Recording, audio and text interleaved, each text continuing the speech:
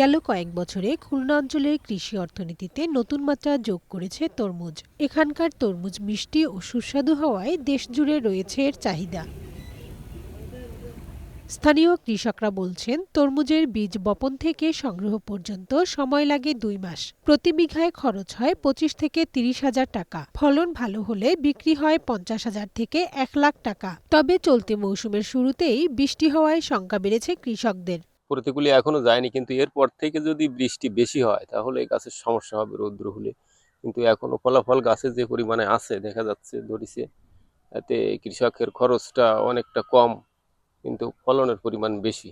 আশা করা যাচ্ছে যদি এখনো বৃষ্টি না হয় তাহলে ভালো ফসল হতে পারে। তো ভালো আশাই করতে হবে যে আমরা লাভবান হবো তরমুজ করে। আসলে প্রচুর পরিমাণে ক্ষতি হয়েছে, বলা যাচ্ছে না, রোদ্দুর না বেরোলে সঠিকভাবে বলা যাচ্ছে না, তবে ক্ষতি তো হবেই, এটা হচ্ছে বোঝা যাচ্ছে।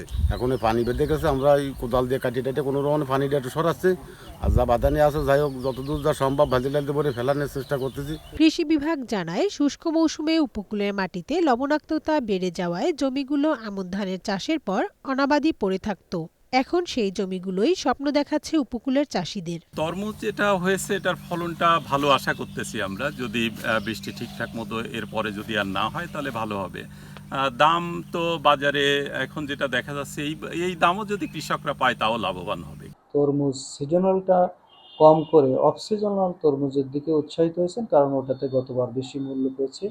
আরেকটি হলো, ওই তরমুজের জায়গায় কিছু কিছু আমরা মিনি পুকুর খনন করে দিয়েছি।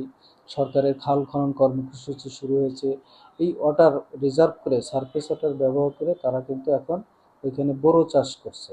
এই জন্য আমাদের দক্ষিণের যে 4টি উপজেলা আছে সেখানে কিন্তু গতবারের চেয়ে অনেক অনেক বেশি পরিমাণ বোরো চাষ বৃদ্ধি পেয়েছে। চলতি মৌসুমে জেলায় প্রায় 13,000 হেক্টর জমিতে তরমুজের আবাদ হয়েছে, যেখান থেকে প্রায় 7.5 কোটি টাকার তরমুজ বিক্রির লক্ষ্যমাত্রা নির্ধারণ করা হয়েছে।